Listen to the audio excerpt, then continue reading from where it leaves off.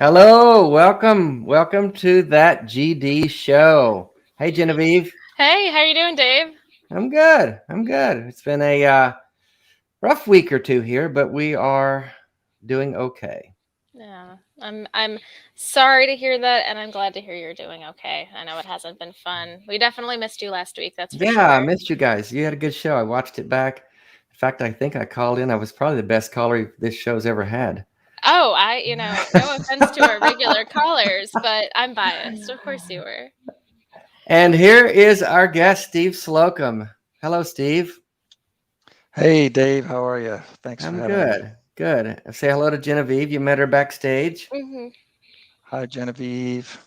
Yes, it's very, very nice to meet you too. As I mentioned when we were backstage, I have been reading your book all week, and it has definitely been the most fascinating book that I've read this year. So thank you for writing it.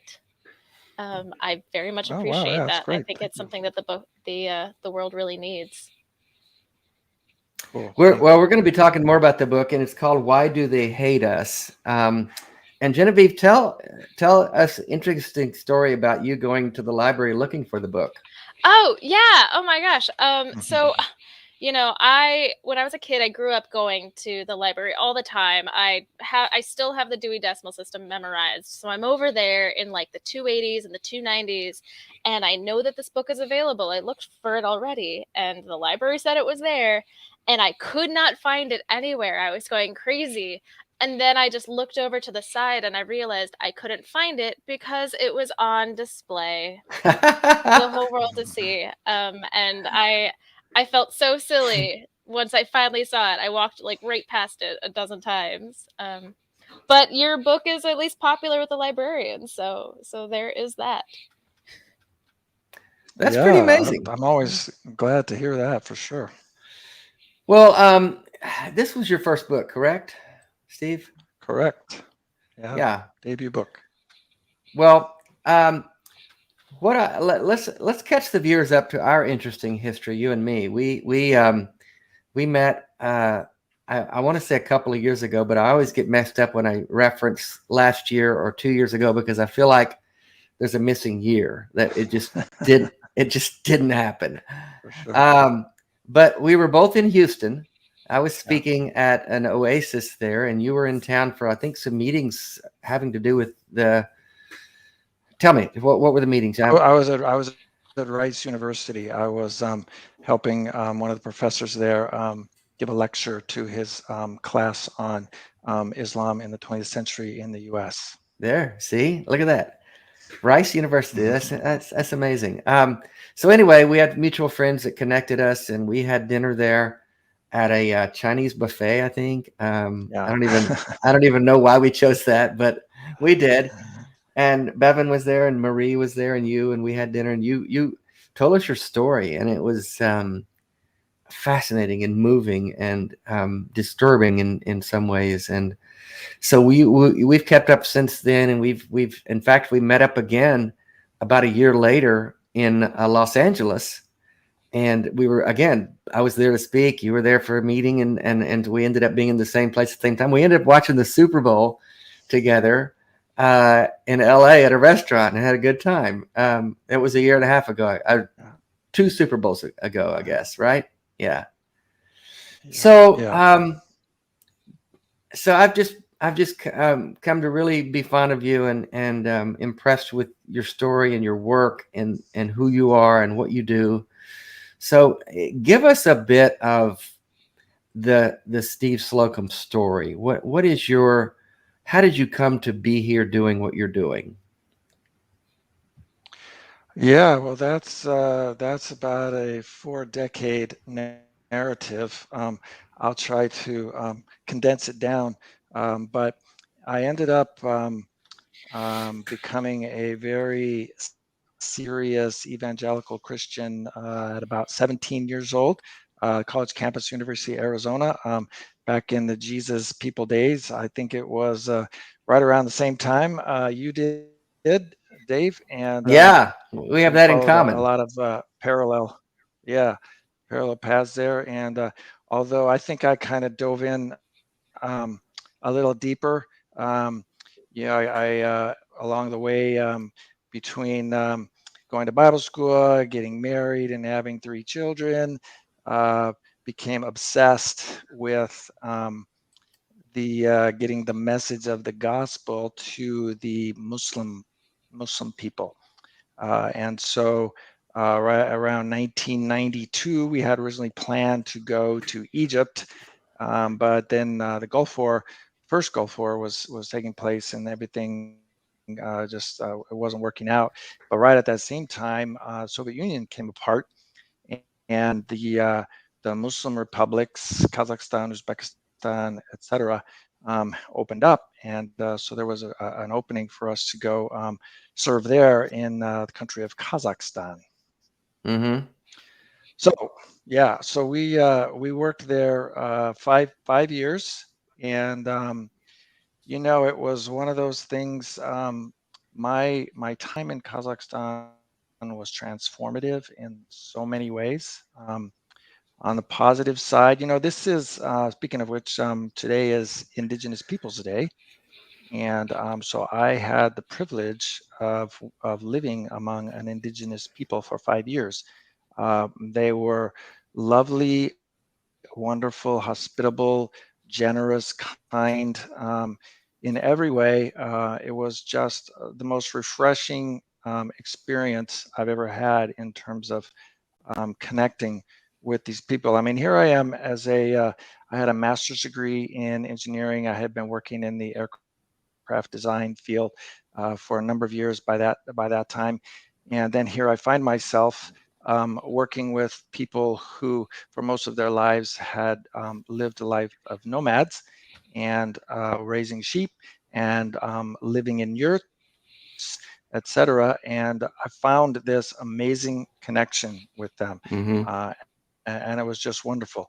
So, kind of the parallel track with that is what was going on with our missionary community. I ended up in one of those, I'm sure many can relate, one of those nightmare situations where the person in charge turned out to be a raging narcissist with all kinds of repressed sexuality issues.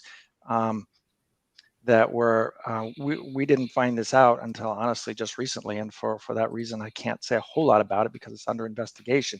But Mm. this sexuality issues, including child abuse, filtered out into this person's family, and the next generation, and then the next generation also were abusers, and my family was not untouched by all of this. Not that they were abused, but they were pulled into it kind of secondarily.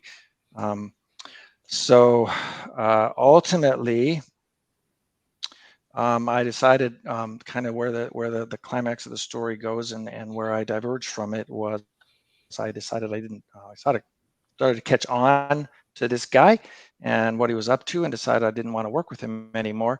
And as everyone knows, if you have worked with a narcissist, is that you don't leave a narcissist.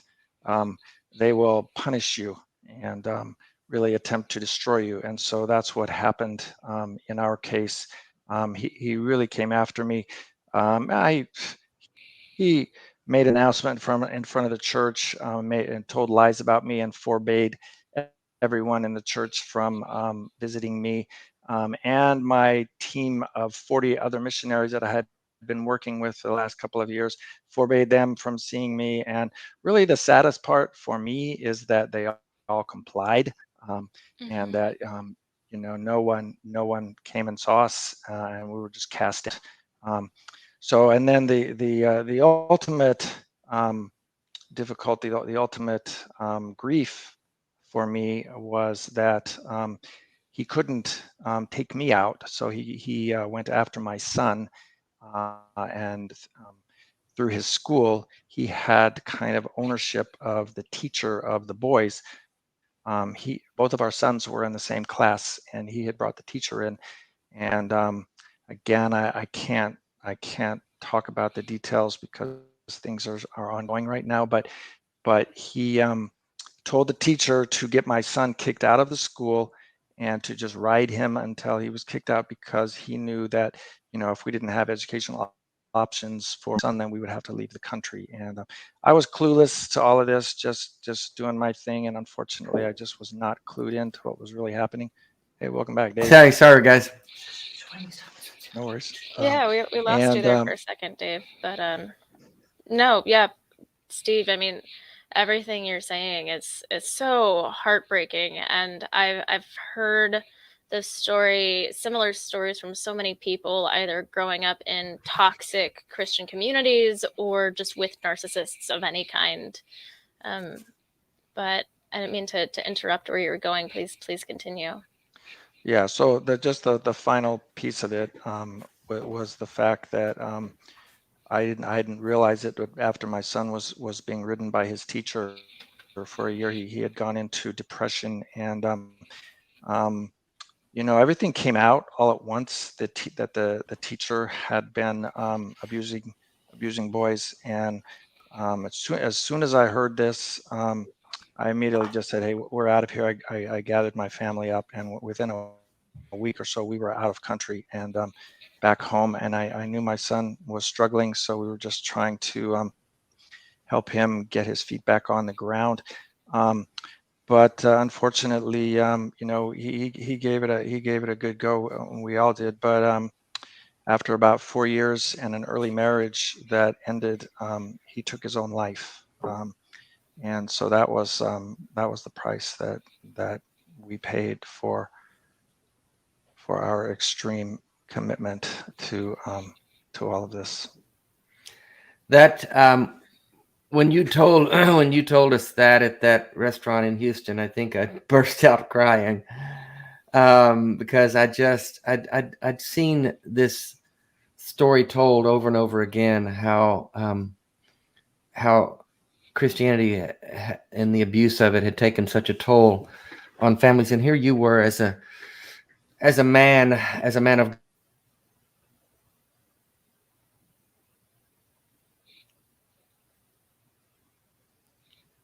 I'm not sure what's going on with Dave's internet, but I think we've lost him for a second.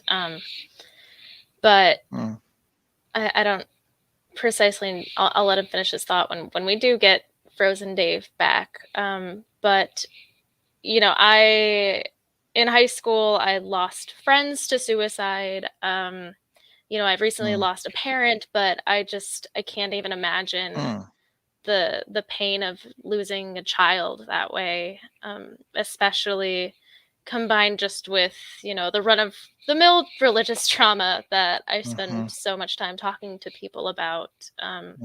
I just can't tell you how sorry I am that your families had to suffer through that. And it's interesting because I spent most of my time talking about Christianity because it is something that I'm most familiar with. It is something that influences, my life as an American more than anything else. But in a lot of circles, in most mainstream circles, it's still not okay to speak out against a lot of the more dangerous ideologies and beliefs when it, pertains to the Bible. But with Islam, people have no problem generalizing or attacking the faith as a whole. It's nice to have you back, Dave. Are you plugged in by any chance?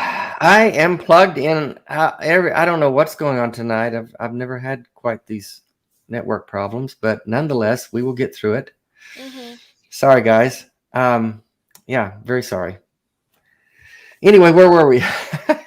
You were in the middle of speaking. I lost your train of thought. I did too. Just that's You okay. were just giving me your response when I told you about my story and the bad ending.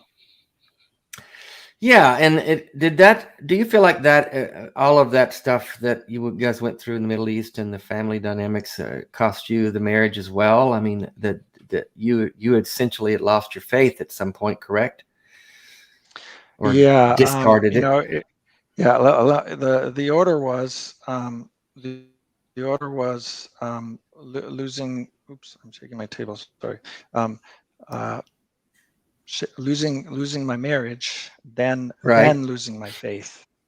Gotcha. But only because, as a missionary, you don't get divorced. I mean, honestly, in our work in Kazakhstan, we had what was considered a breakthrough in the Muslim world. We had hundreds of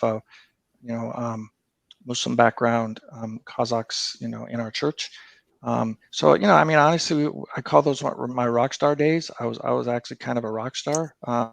Yeah. I had the greatest reports to send home, and I would speak to huge crowds and tell about all the great things that we had going on. But boy, oh boy, that sure changed when I decided to leave my marriage. And just briefly, it was just not a good marriage ever. It was Mm-hmm. never. It was just never never good. And when you're in an overseas pressure cooker, especially with all the things that were going on, if you have any issues at all, they become amplified. So we reached a breaking point, and but wow, it was so eye-opening to me Mm-hmm. when I saw how the church handled it. People who had never lived a day of their lives in my shoes knew exactly what I could and couldn't do, and Right. they were really clear about it. And so really, that forced the issue. I had to leave church. It went in parallel with leaving my marriage. No Mm-hmm. one would have me anymore. So you So became yeah, it damaged was goods because of the failing of your marriage, as they put it.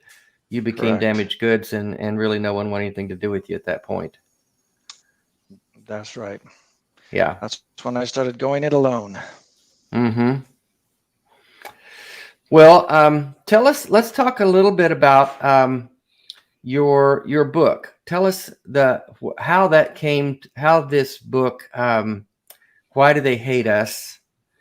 After you've deconstructed your faith and your family has suffered immensely because of that, what began to turn in you to begin to address this issue of the Muslim Christian divide, or maybe you should define the issue that you were addressing. Yeah, no, that's good. You described it well. Basically, it took, I mean, all of to set the timeline. We came back in 1997, and my son took his life in 2001, about in July. So it was only a few months before 9/11 happened, and then only a few months, like only a month after that, when we invaded Afghanistan. United States Mm-hmm. invaded Afghanistan. That's we're also at a 20-year anniversary point of that invasion. But anyway, that's the timeline, and so it had been a long time. Really, the 20 years between 1997 or 2001, when I lost my son and when 9/11 happened.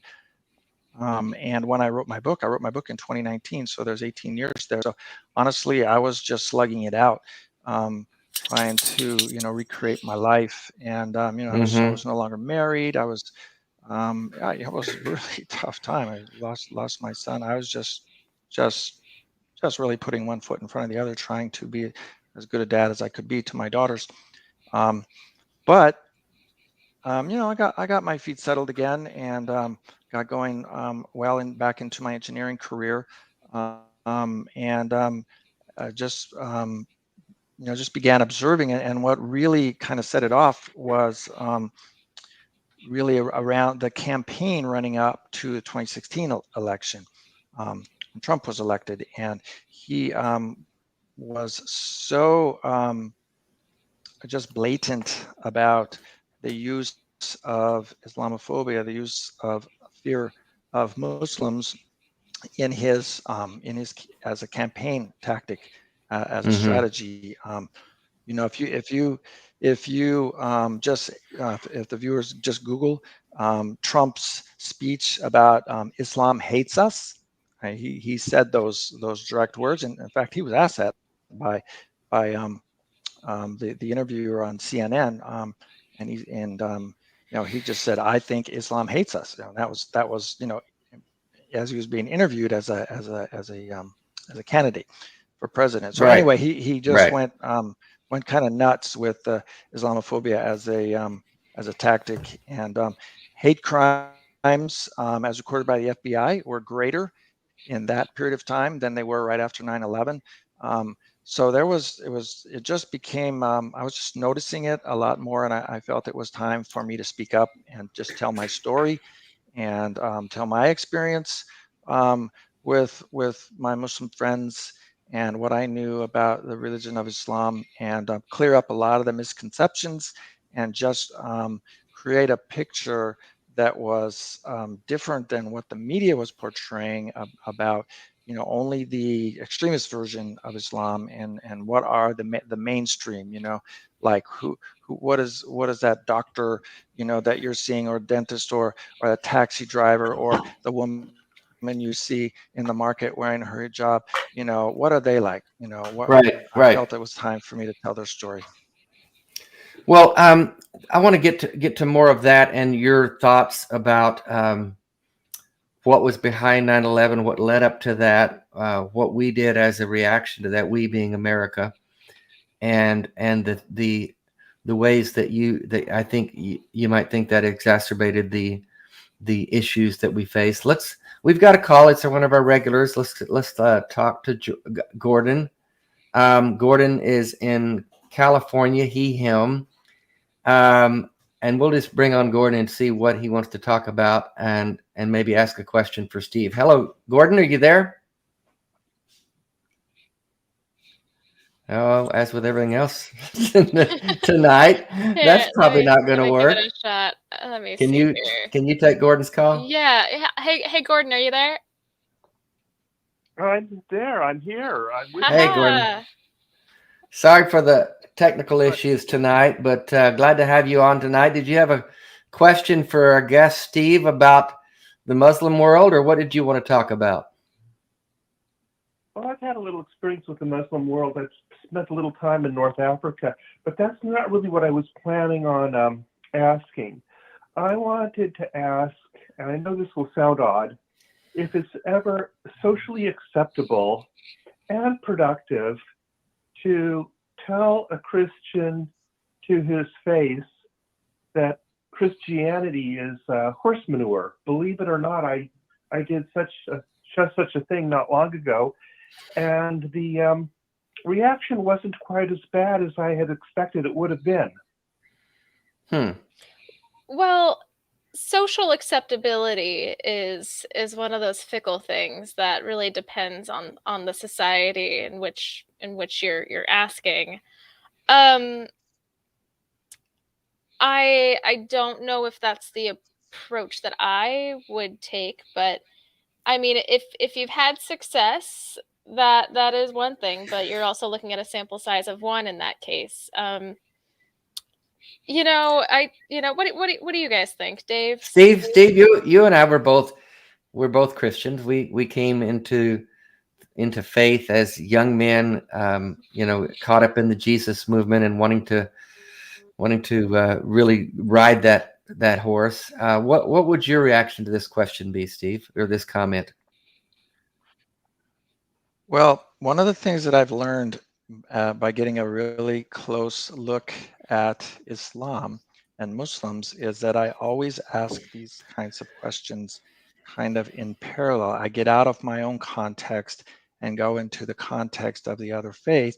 And by doing that, I feel like I get a lot better perspective of what it might mean within my own, in these days, former belief system. But just as a side note, so there's a lot going on in Europe, and around the cartoons of Muhammad and things like that, and the reactions to that. And so I think culturally, it's important to understand that most Islam is very diverse. It doesn't, it's not just Arabs. Arabs only represent 8% of the Muslim world. It's very diverse, but the cultures of the Middle East tend to be very honor based, and it's just important not to dishonor anyone within your family line, not someone's mother, not someone's sister, or anyone, and especially not, the prophet of their faith. So it triggers this response. So I only say that sort of as a parallel thought to that question. They would respond to something like that, not well. They would they're culturally conditioned to have almost, the need to defend someone's honor in that sense. So that's kind of where that comes from. It's a centuries old cultural norm. So we don't Right. have that. So it's different. It's different with us. We just argue about things. Well, Gordon, to your point, what's Yeah. your as you say, you did tell a Christian that his Christianity was horse manure. What was your motivation in telling that person that, and what did you hope to achieve from that, and what did you achieve from that? Well, what happened was, like I said, I was at a social event. I was at a party, and I was sitting next to a man, and the issue of Christianity came up. I was not the person to bring up the issue, but I said something about it that was mildly critical. Now, the other man, the man I was sitting next to, happened to be a radiologist at Stanford University. And obviously, he's a scientist. I'm a scientist too. I'm an astronomer, but his academic credentials, his scientific credentials, are more impressive than my own. And he said, he made an argument for Christianity and for religion that I had never heard before. At least I'd never heard spoken to my face before. And he said, well, in order to be a competent scientist, one must first have to have a grounding in religion, preferably Christianity. So he was basically saying that to be a competent scientist, the first requirement or prerequisite in almost every case is to be a Christian, and that he was saying that 95% of the scientists that he personally deals with are Christians, and that's one of the contributing factors which makes them great scientists. Yeah. And so No. we kind of put meat out. Yeah. No, that's all incorrect. That might have been his personal incorrect. experience, but Pew Research strongly disagrees. A vast majority of scientists consider themselves agnostic at the very least. Granted, there's scientists of all faiths, and maybe in the 1500s it was a prerequisite, but otherwise you could be executed for not proclaiming your faith in God, or the only access to scientific learning could be through the church. But right, I think it's fair to call that horse manure.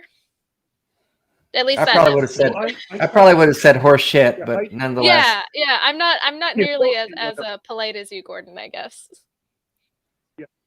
Well, anyway, I agree with everything you say, and rather than talk about statistics or bringing up personal examples, just sort of as a shorthand, I looked at him in the face and I said, well, yeah, but Christianity is still horse manure. And I kind of expected him to get mad at me and whatever. But I'm the younger man. If it actually came to blows, if it actually got physical, I probably would have had the advantage, but it didn't. Instead, he rather asked me if I wasn't religious, if I didn't believe in an afterlife, well, what was I living for? Because what possible purpose could my life here on earth serve unless I had an afterlife to look forward to?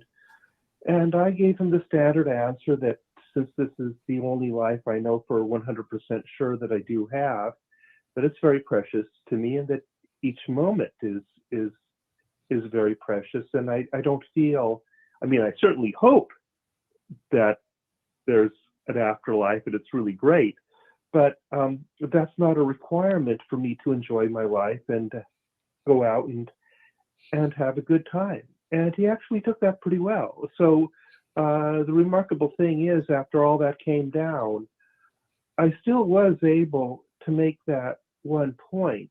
And I came away from the situation feeling pretty okay, because I was able to get 1 or 2 points across. And I don't know how he felt about the whole thing, but it was something that being that blunt, being that upfront about it, was something that I never really expected to find myself doing.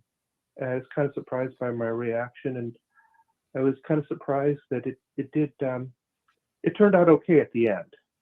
Yeah, I mean, I don't think most people, even if I walked up to somebody on the street and said, I think your religion is horse shit, I wouldn't expect, any fisticuffs to result from that. I would say that I wouldn't, when you're thinking about your success, I wouldn't put the success of that conversation on the fact that you called Christianity horse manure, and more so on the fact that you presented a rational, calm argument for why the existence of an afterlife is neither here nor there when it comes to finding meaning in life. But interesting story as always, Gordon. I want to thank you for calling in. It's always nice to hear from you. You always have the most interesting stories. Thank you. I'll be back. Yes, we will talk to you again next week. You take care. All right. Thank you. Bye-bye. Bye. Well, in the meantime, while we wait for Dave to come back, we do have a phone call from Correa in Missouri, and her call seems to be very on topic with what we are discussing, 9/11 and mental health. So let me get her on the line. Okay. Hi, Correa, are you there? Yes, I am. Hi. Hi, how are you doing? I'm doing pretty good. Happy Indigenous Peoples Day. Yes, a very, very happy Indigenous Peoples Day to everybody. You had some questions for myself or our guest, and perhaps Dave. He's not here at the moment. Hopefully he'll be back soon. Yeah. I was just so I think I missed like the very beginning of it. So I just want to make sure I have the right context. So was Steve formerly Christian or Muslim? Christian. Okay. Because that's what, like, so I had an uncle who he was Christian, and then he converted to, like, he changed to like Messianic Judaism, and he became convinced that he needed to go to Israel. And so like he moved there, and he like after that happened, it's like he had like a mental breakdown, essentially. He would be calling us and saying that the government was out to get him and that Jesus was a fraud.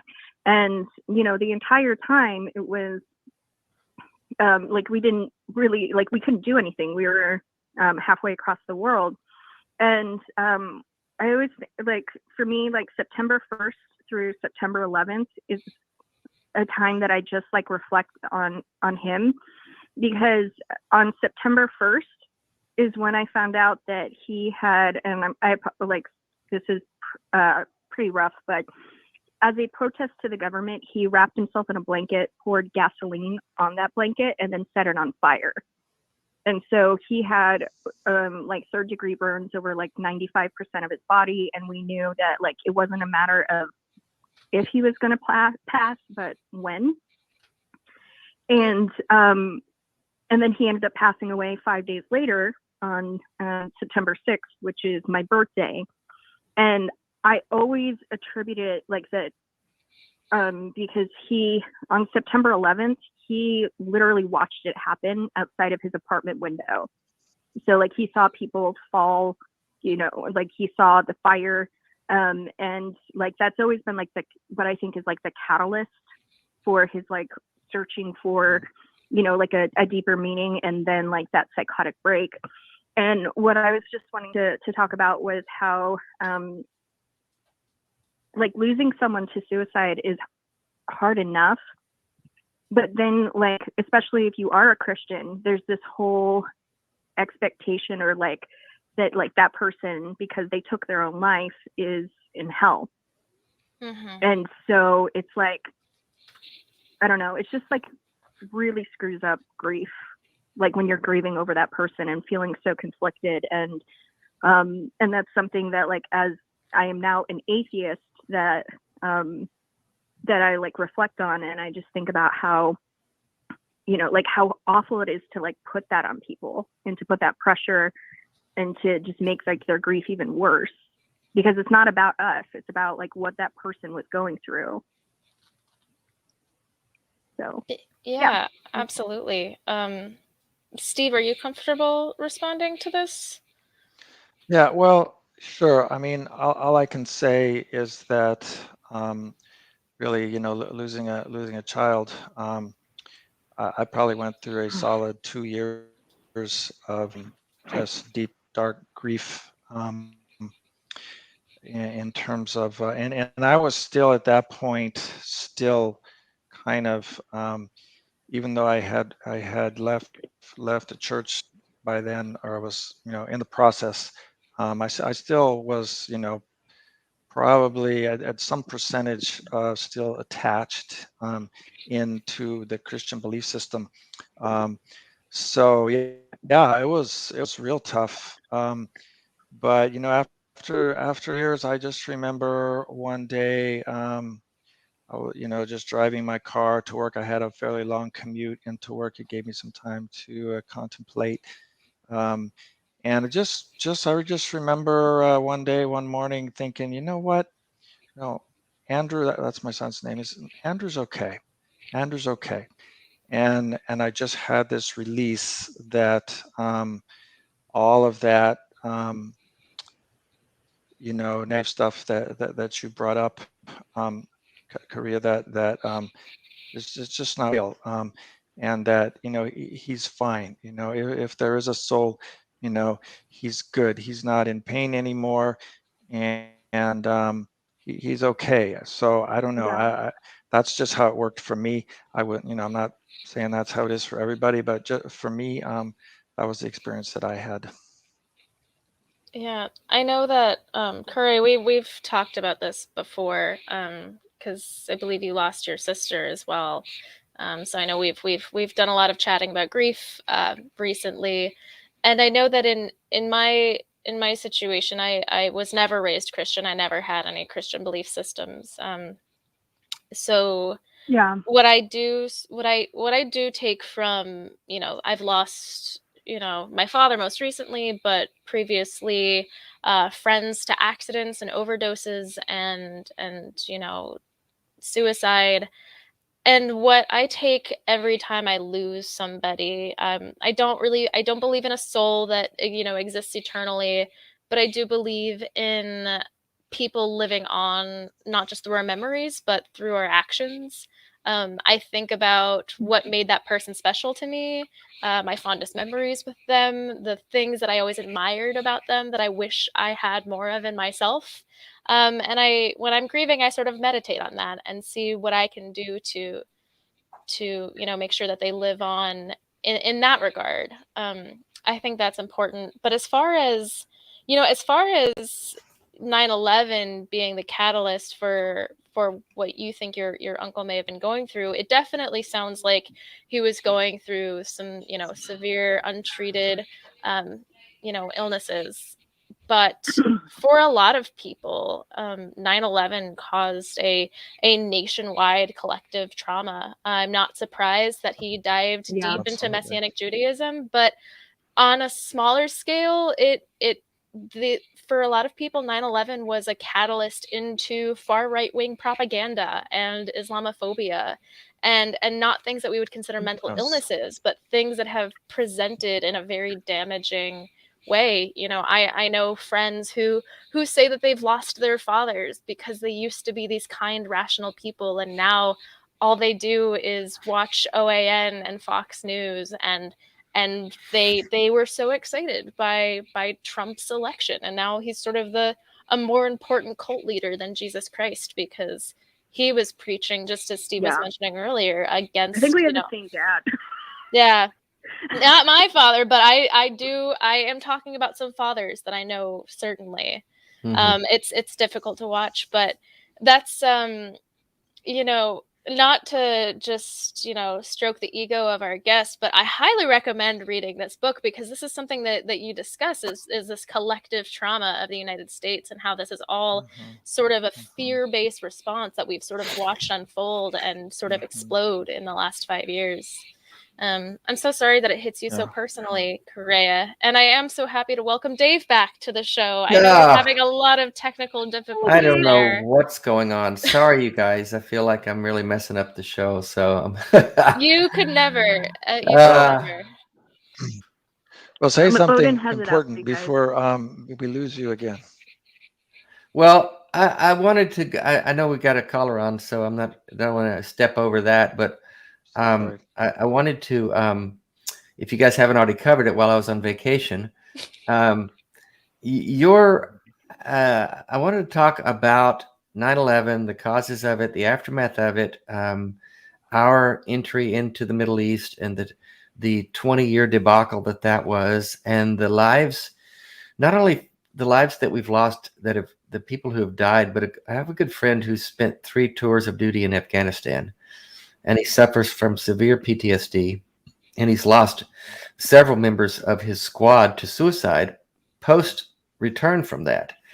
And so the cost that we're continuing to pay, the price that we're continuing to pay for our reaction to 9/11, and I'll call it that, but I wanted you to speak to that, Steve, to speak to what you saw happen after 9/11, our reaction to that, and what it's cost us moving forward, especially in the light of the fall of Afghanistan just a couple of months ago.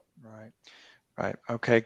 Well, it's impossible to talk about, what led up to 9/11 without considering what happened in 1979 when the Soviets actually invaded Afghanistan, and they invaded actually not to actually take over the country. The country already had a pro-communist government, and they invaded to support. The pro-communist government was not able to provide centralized government. There were, dozens and dozens of tribal groups, and I think at least 12 major ethnic groups within Afghanistan, and they were not able to establish centralized government. So that's what the Soviet invasion was about. But it was the U.S. response to that completely set the stage and created the perfect conditions for the creation of so-called Islamic terror, because the U.S. decided to use Islamic terror as a tactic against the Soviets. And over the course of the next 10 years, between 1979 and 1989, the U.S. dumped billions of dollars, in direct cash. We're talking about suitcases full of cash going to various warlords. These are not Taliban. These are pre-Taliban. These are tribal leaders who became warlords. And it's important also to understand that their kind of mentality towards women is no better than the Taliban. And one of these guys, one of these warlords, was actually he personally threw acid into the face of a woman who was whatever getting educated or something. And so these warlords were equally as bad as the Taliban.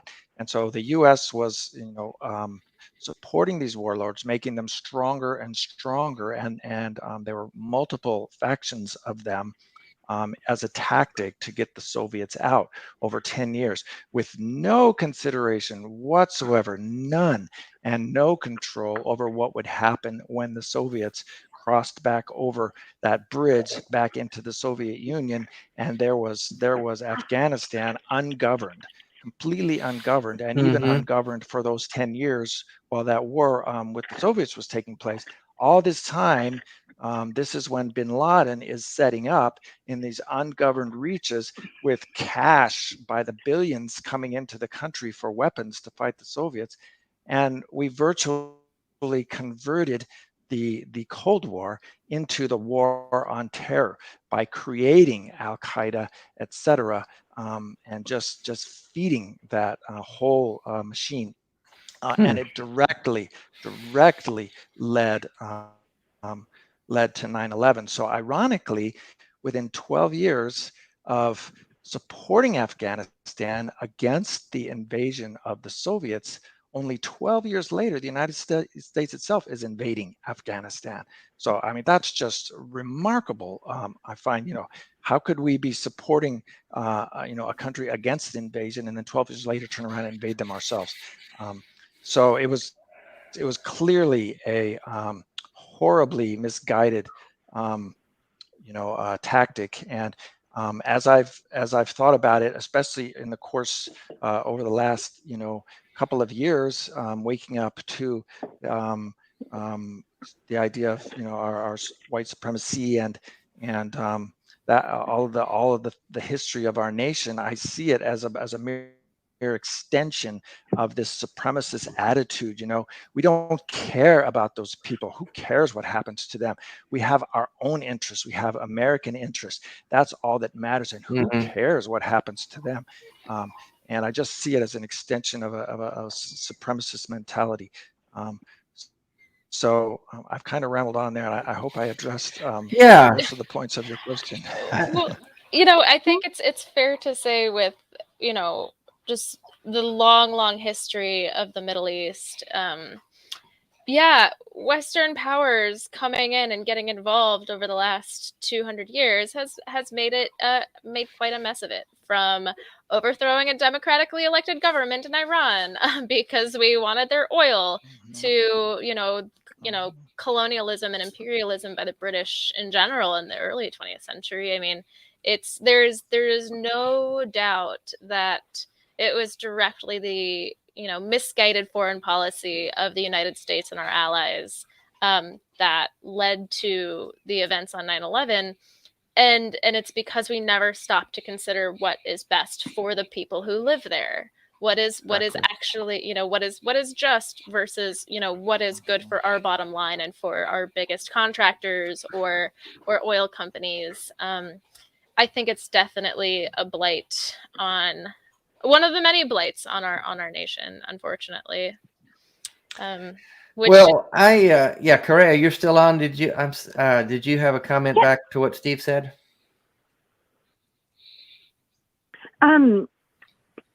No, I mean, that's what has been like just crazy to think about how much our country has changed over the years, and that also like how much it hasn't, because so many people, like every September 11th, they're gonna, like post things on Facebook and they're gonna say like they remember, but like we don't follow that up with our actions, like we don't, like, especially, as white nationalism keeps rising, like they try to almost like, especially like the media, it's not from both sides, of course, but like it's just like so normalized. And I get worried about it is. time. And I don't think anyone would have anticipated the Capitol getting attacked, even like 2 years ago. But No, that's it's the world we live gotten, in now. it is, and it's a scary place in the sense that, and I want to speak to this more, Steve. I know you and I have talked about dealing with religious folks, and then being drawn more to ex-Christian or ex-religious folks who've done the hard work to examine their faith and look into what we believe and why, rather than just parroting what we've been told and reflecting back what's been shown to us. We clearly are in a place in this country, maybe even the whole world, I don't know, that it's more and more us against them. It's us and others, and the others. And to your point that you said earlier, Steve, Trump did a whole lot of damage to really give license to that kind of mentality, to give voice to the things that weren't spoken before.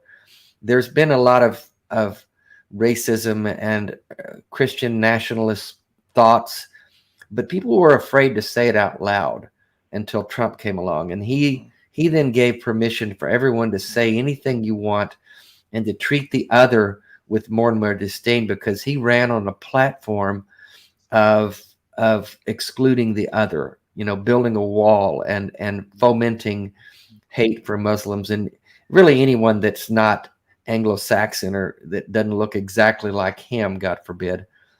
And so this country just seems to be going more and more down that path of us against them, and this cry for Christian nationalism is reaching alarming levels. And like you said, Cray, it's just the idea that some radicals could storm our Capitol. I mean, I sat glued to the TV watching that with the same level of disbelief and horror that I did at 9/11. Although the casualties weren't the same, the shock and horror of what I was watching was similar in my gut. Yeah. I was just thinking, what is happening here? Sorry? Yeah, my dad and we got into an argument because I called it a terrorist attack, and he disagreed, and I was like, okay, so what if this was not a group of white people, but let's say this is a group from Islam, and they break into our Capitol and they do $30 million worth of damage. To try to overthrow our election. Steve, what do you think the reaction would have been if and they were chanting to kill the vice president? I can't stand Mike Pence, but he was our vice president. Right. Someone trying to kill our vice president is bad for our country as a whole. I don't care what side you're on. So it's peaceful transfer of power is pretty important. Steve, what do you think the reaction would have been if those were Muslim people storming the Capitol? Seriously. Yeah, well, we already know. We know because, within a month after 9/11, we were invading, Afghanistan. And then we followed that up by invading Iraq. And literally we have killed over 1 million, people in the Muslim world over 9/11, which killed 3,000 people, and obviously it was a horrible, terrorist event. But comparatively, we've killed 1 million and invaded 2 countries,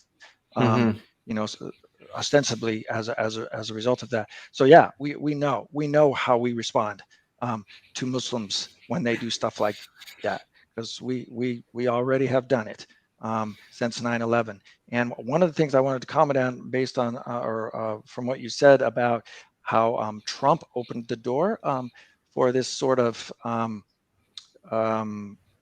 othering and just being open about making direct hateful hate speech, normalizing hate speech in the public arena. I mean, that started honestly right after 9/11. That was what opened the door. before 9/11, we were in a kind of an, it wasn't perfect for sure, but I mean, we were kind of in a time of political correctness. I remember watching news shows about some candidate who would just slip up. He'd just slip up and say something that could be construed as a racist statement, and that could be the end of his career. I mean, that was the way it was back then. But after 9/11, and it was the evangelical leaders, guys like Franklin Graham, there was a Baptist pastor.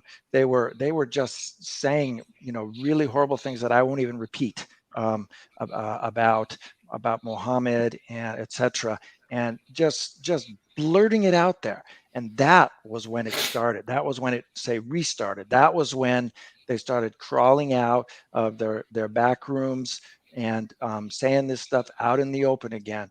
Was after the evangelicals normalized hate speech against Muslims.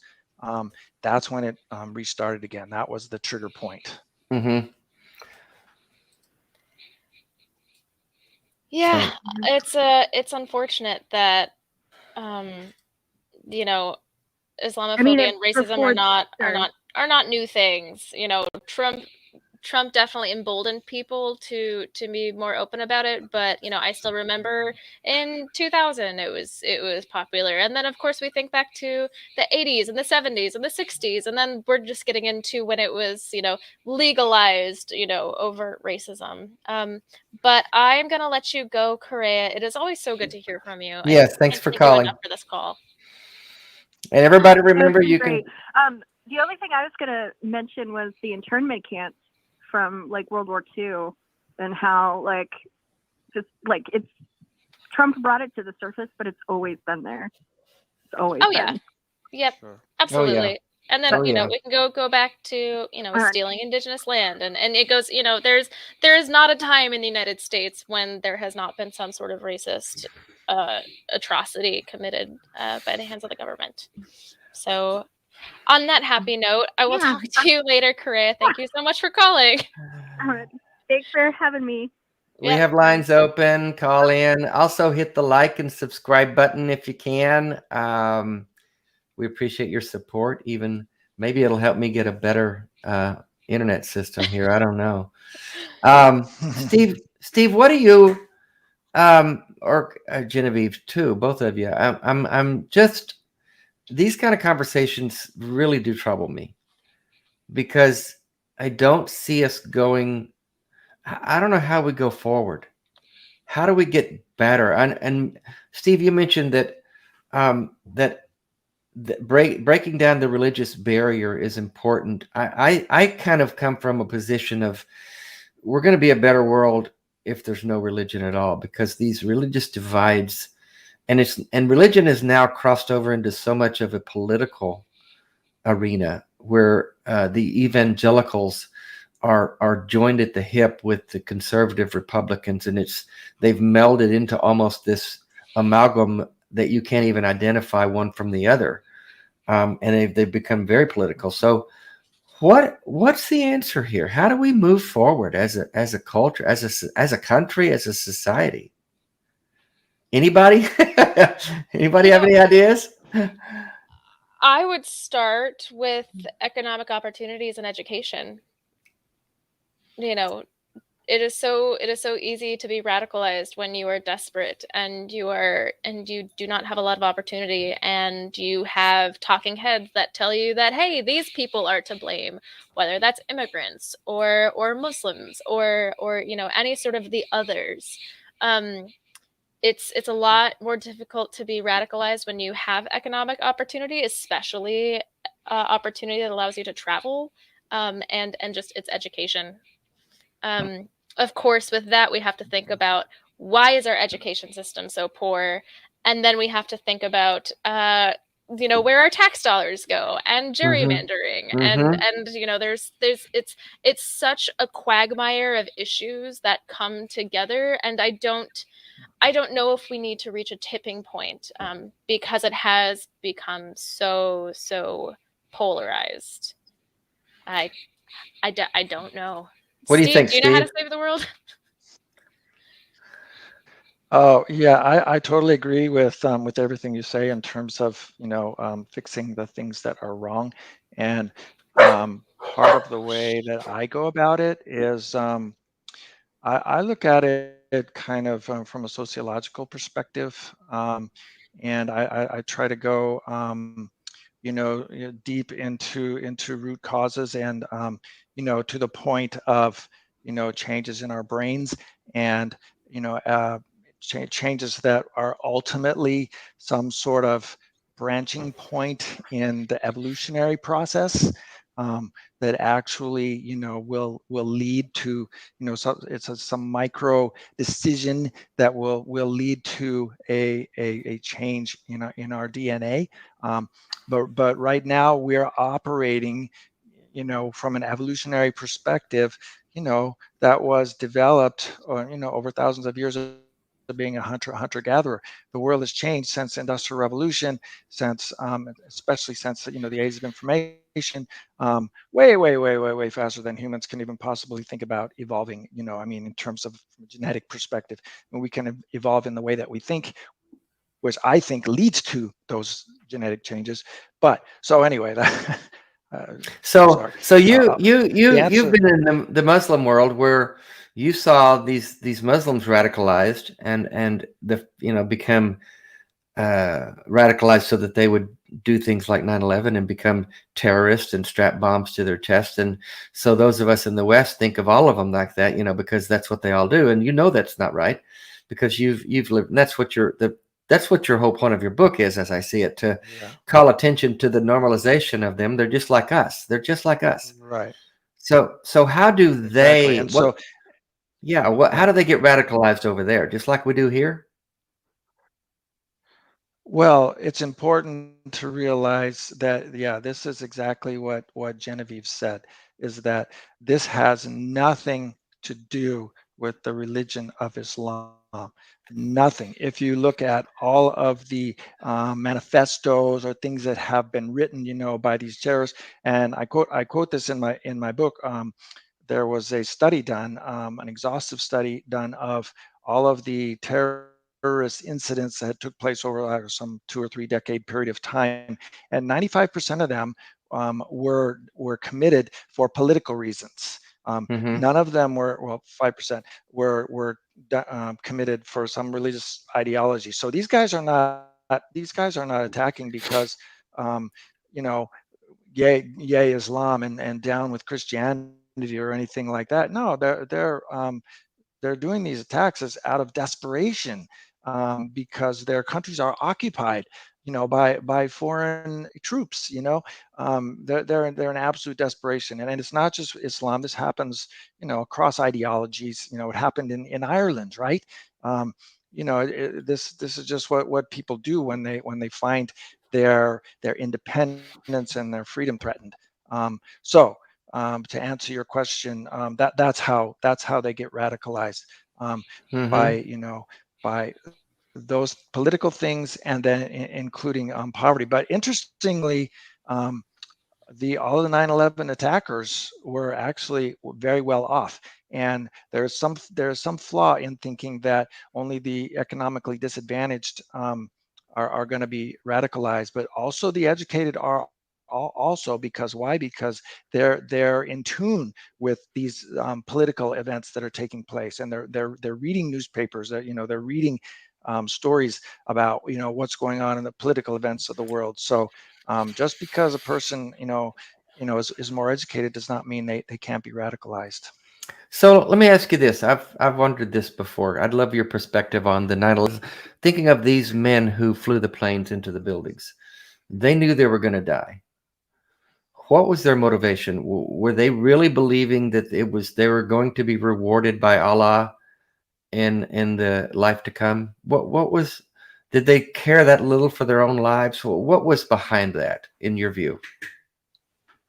I honestly, I don't feel qualified to answer that question. I can tell you that several of those guys were known to have been in porn shops the night before. or whatever Oh, that's. what is it? Something And what I did not know. and what do you think that connection is or would be? That again, that it's not about some devotion to some ideology. So that point is not, It's yeah, a that, political Yeah. rage that's more driving it. and they're willing to die for it. Okay. Yeah, You know, yeah, something that's yeah, that's a tough one. Yeah, it is tough. you know, there's something that you bring up in your book as well. In a similar vein, when we think about, you know, the honor killings that happen in the Middle East, what I found interesting, what I didn't know, was that a majority of the people who commit these honor killings against, you know, their female family members, they're not the, you know, the most pious practicing Muslims. A lot of them aren't praying regularly. They are not the ones that are, you know, going to pray 5 times a day, or maybe they don't even, you know, observe Ramadan in its entirety. And so it's interesting that we see these problems that are arising in Muslim communities or with these extremists. And it's interesting that we still in the West, we will tend to apply it to the religion as a whole. And in my mind, it reminds me of if we looked at the Westboro Baptist Church and said that all Christians were like that. All Christians were out there picketing the funerals of soldiers, and it really is it's interesting. Yeah. Yeah, that is.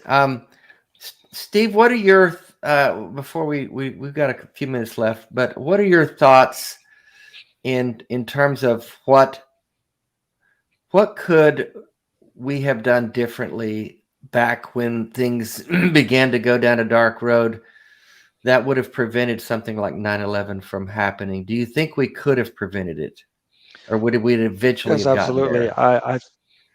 Yeah, no, I think it's really not that difficult. I mean, we were in a stage of terror at the time. We were terrified of communism. We'd just been through Vietnam.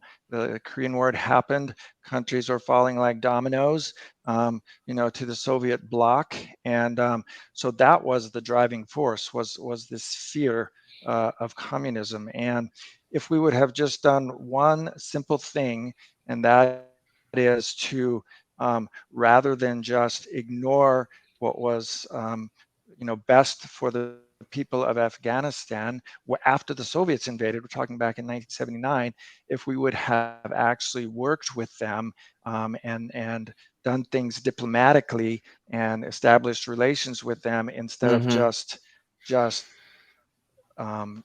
dumping arms and cash into the country with no thought whatsoever, what was best for them, it wouldn't have happened. 9/11 would not have happened. Al-Qaeda wouldn't exist, and none of that would have happened.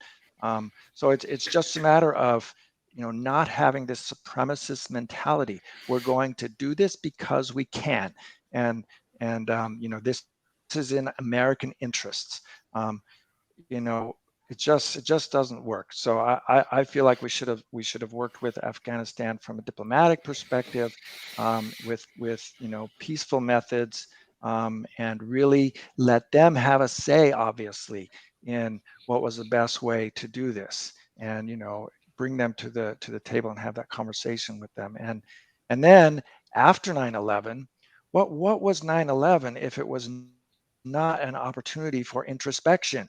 Why didn't we, he asked the right question, George W. Bush, why do they hate us?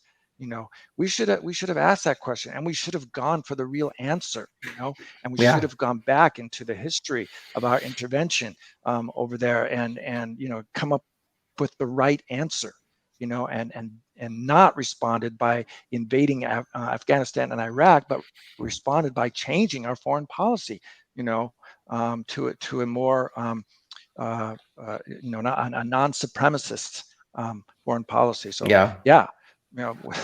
those I don't know. I think that could have done. supremacist ideology is in our roots. I mean, you look at how we even populated this country, and so now I guess I'm a little skeptical that the powers that be can change that mentality. I would like to think so, but have you gotten a lot of pushback? Have you gotten people saying things like, "Do you hate America?" and stuff like that? Have you gotten some hate mail Well, and yeah, things? occasionally. I mean, I'm pretty careful about, who I talk to, and I tried some Facebook ads a couple times, and Oh yeah, you're supposed to be able to really target, really micro target, who you send these to. And so I was really careful in terms of, I'm not sending these out to, crazy right wingers. These are going to be like Bernie Sanders supporters and things like that. I was really careful. But oh my gosh, I mean, every really? time I just got blasted. Yeah, Like just, I what? mean, Like and what? I Like think, what were they saying? What like what? What kind of pushback oh, did you get? just the usual stuff. Nothing, yeah, just that, all Islamophobic stuff. They're crazy. They're terrorists. They just want to blow everything up, and all the stuff. I can't even repeat it. It's just horrible, and I refuse to repeat it. But yeah, just horribly Islamophobic misinformation. Just like it was like somebody pulled a trap door and just started Oh flooding God. into that post. Yeah. Yeah, that's not surprising, unfortunately. No, it's not. It's yeah, and it's interesting. I talked about this on TikTok today about how I've had so many people ask why I feel so comfortable openly going against, different aspects of Christianity, but that I don't do that about Islam. And number one, I'm not nearly as familiar or educated in Islam as I am on, Christian society. But number two, it seems like anytime anytime somebody might bring up some legitimate criticisms of Islam or some concerns, just like that, it quickly just descends into generalized racism and bigotry.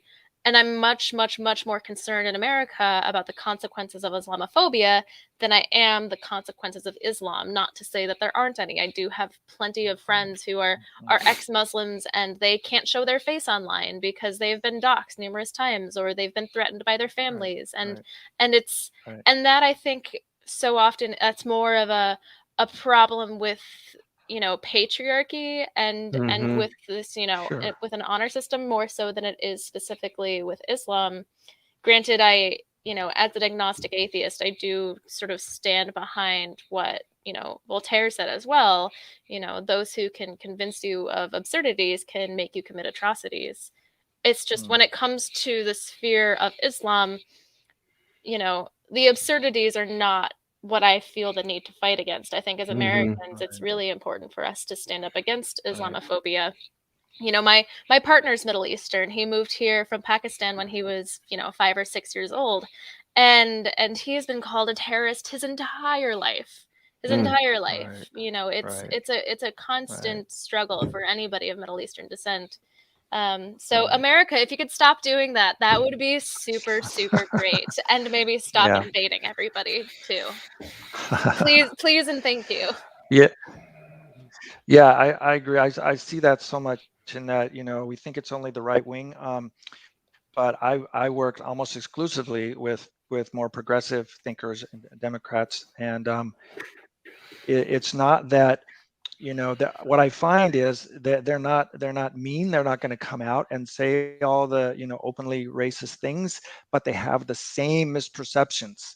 They just sort of keep them to themselves. So that's where I work. I work with those people who are they understand there are issues. They understand they may not understand everything, and they're especially becoming aware, based on our awareness now of racism and genocide of Native American people, that this extension of one more facet of this ugly diamond of racism towards all non-white groups. So that's where I focus most of my time and energy. I look at this challenge as a country that we have much like I see our own deconstruction efforts. You know, Steve, we had Genevieve never went down that quagmire road that we went down, but we had to at some point we came to the place where we had to admit we were wrong about that. Something that we were very convinced of, something we were convicted of to the point of selling out and doing the radical things we did. And then we came to a place of saying, I was wrong about that. And it takes some courage to do that. It takes a place of saying, you know what, I was misguided. And until we, as a higher percentage of people in this country, come to the place of saying, we were wrong about that. We were wrong about how we treated the American Indians. We were wrong about how we treated the Black folks in the South. We were wrong about invading Afghanistan and becoming, trying to take over the world, so to speak.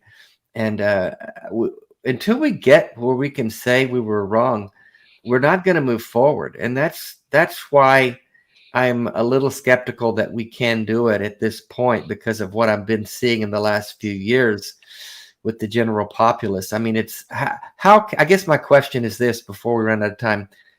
And Genevieve, maybe you can ask one final question of Steve too. We got about 10 minutes, but how can your average Joe Blow who reads your book, why do you hold it up again, will you, G? Yes. Because you can hold it up better than me. Folks, they can find that on Amazon, and Steve's bios in the links and things like that. So, but having read this book, and for those that do read it and go at the end of it saying, wow, we got a problem and we really messed up, how can the average Joe Blow do anything about this, Steve? What can I do? What can Genevieve do? What can anyone do?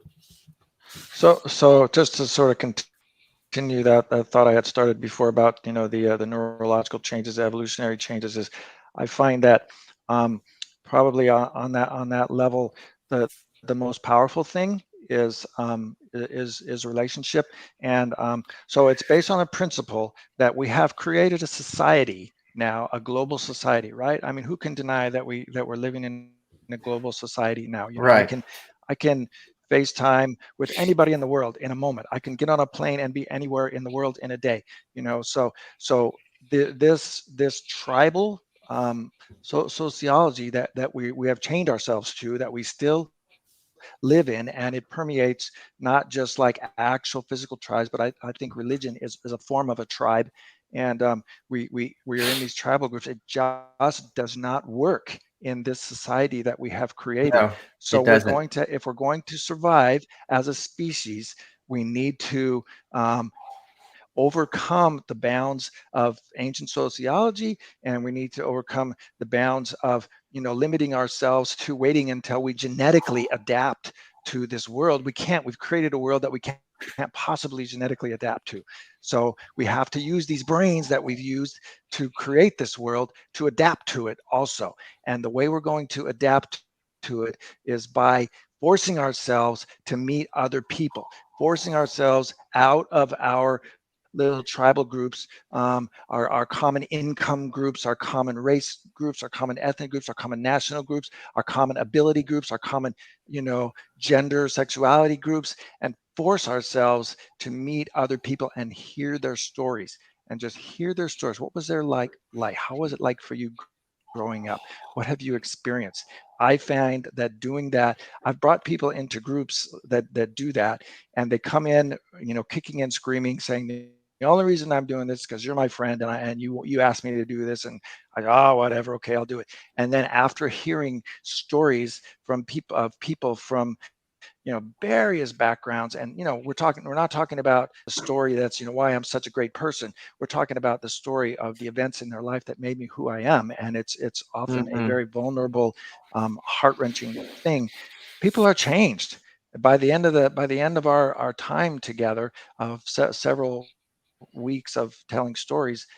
Yeah, everybody's just their minds are blown. Their minds. So I think that's what we need to do, and it's not going to happen naturally. We're going to have to, in a sense, engineer and create a new sociology that's adapted to the world that we've created for ourselves. So that's what I try to do. But I'm telling you, I got to tell you, it's very slow going. And I definitely feel like one of those salmon that's like trying to jump up the waterfall. I bet you do. Yeah, the it's one energies person are at a going the other time. direction.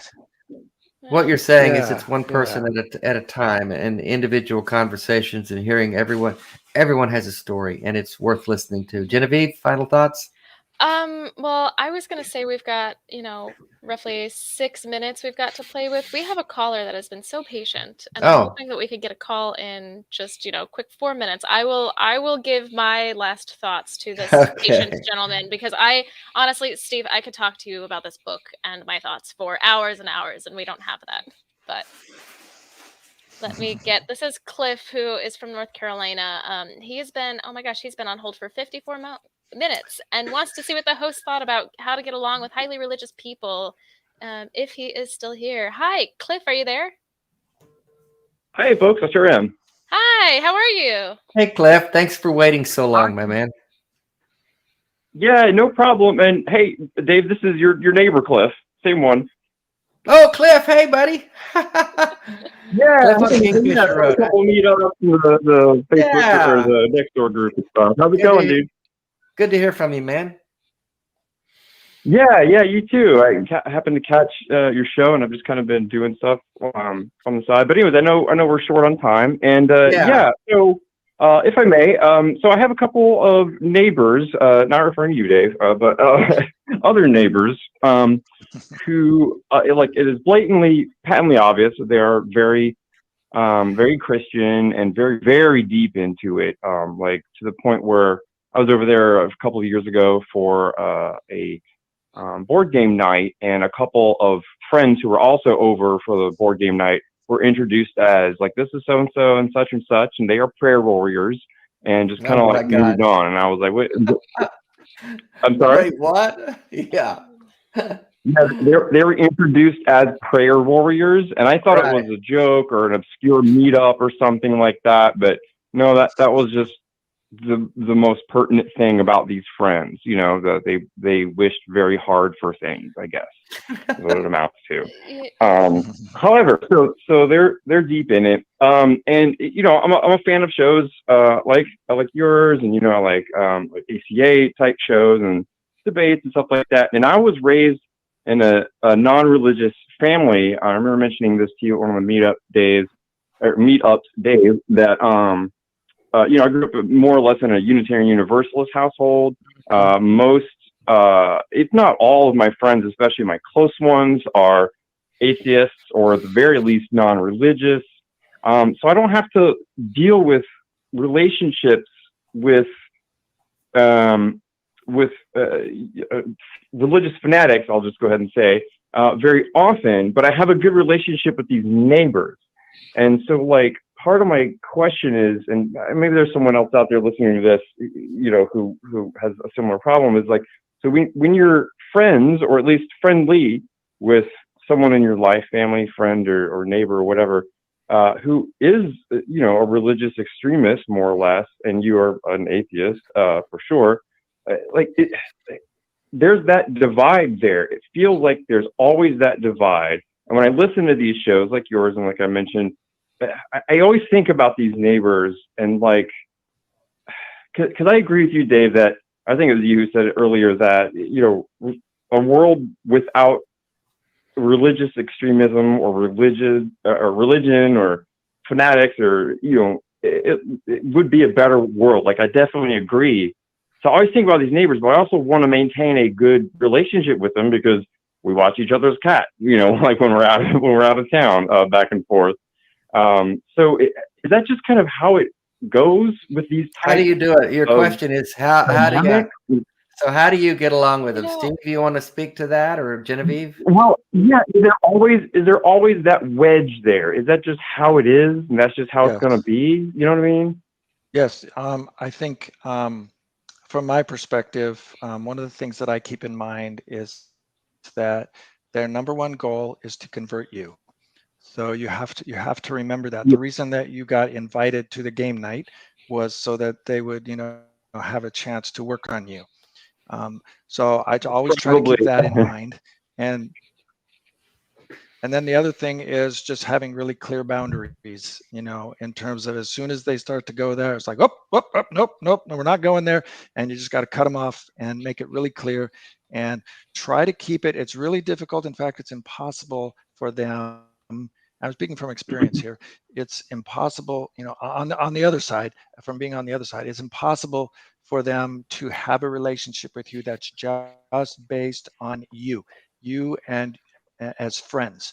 They always have this agenda. So if you can help them get beyond that agenda and just be friends for the sake of being friends, you'll really be helping them.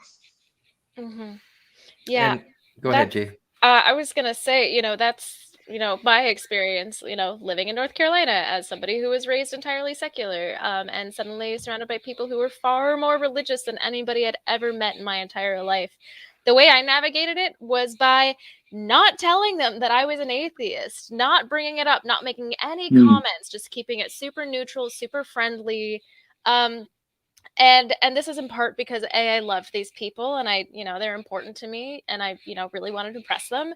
And B, because there is this idea in those circles that, atheists, agnostics, whatever, we're basically like demons spawn eating babies and having sex with each other all the time and like have no moral compass. We are the ones that they meet that are good, right? It's this horrible, horrible bad word. Like to say you're an atheist is like one of the worst things that you could say. Families have shattered because of this. So if I could just live as my friendly, kind self, helping them out, being a good neighbor, being a good friend. And then I hoped that if it did ever come out that I was an atheist years down the road, they would say, wow, everything I thought I knew about atheists was wrong, And yes, they will always try to convert you, which is why I wouldn't let on to them that you are somebody who needs to be converted, nor would I wear Jesus on my sleeve and pretend like you don't need to do that. But ultimately, no matter where you're from, what religion you are, humans, we're all the same. We all want to, have nice neighbors and live in a safe neighborhood and, have somebody to watch our cats. I think their goal is similar, of course. Yeah, so that's my 2 cents. Any last things to add, Dave? Nope, I think that's it. We do have to run. We've got just a minute left. We've got a sharp cutoff at 8:30, and I want to make sure we give a good sign off to Steve. But good luck with your neighbors, Cliff. If you need any help with them, you let me know. I'll come over and talk to them. There you go. Yeah, I'll be hitting you up there sometime for some hangouts or something. I'd like to think that would be all right. We'll find out. Yeah, we'll do it soon. Yeah, thanks for the call, brother. You're awesome. Bye. Thanks, guys. Well, yeah, he's a good guy. We've met up. He's part of the Charlotte Atheists and Agnostics here in Charlotte. But Steve, before we let you go, I've noticed in the chat that a couple of people have ordered your books as we speak tonight. Oh, that's awesome. So where can we support you? Where can we find you? Where can we get your book? Tell us just in 1 minute what you got. Okay, well, my basic website is just my name, steveslocum.com. And I've got a blog going there and full access to my book from whatever platform you want. And then also my nonprofit is salamusa.org. And I also wanted to say that I'm giving away the 20 pages. I have a 20-page excerpt of what I wrote about Afghanistan. And I'll be happy to email that to anyone for free if you just email me at steve@salamusa.org and steve@salamusa.org. And I have already a formatted excerpt that I've been sending out already about the background with Afghanistan. Yeah, I'll be hitting you up for that too, bro. Steve, thank you for coming on. It's been an incredible conversation, even though I had technical issues. Apologies for that. But I feel like it's one of those things, as Genevieve said, we could talk about for hours. It's a very important subject, and I thank you for bringing this to us. And that's our show for tonight. Next week is Andrew Seidel. We'll talk more about Christian nationalism. See you next week, folks.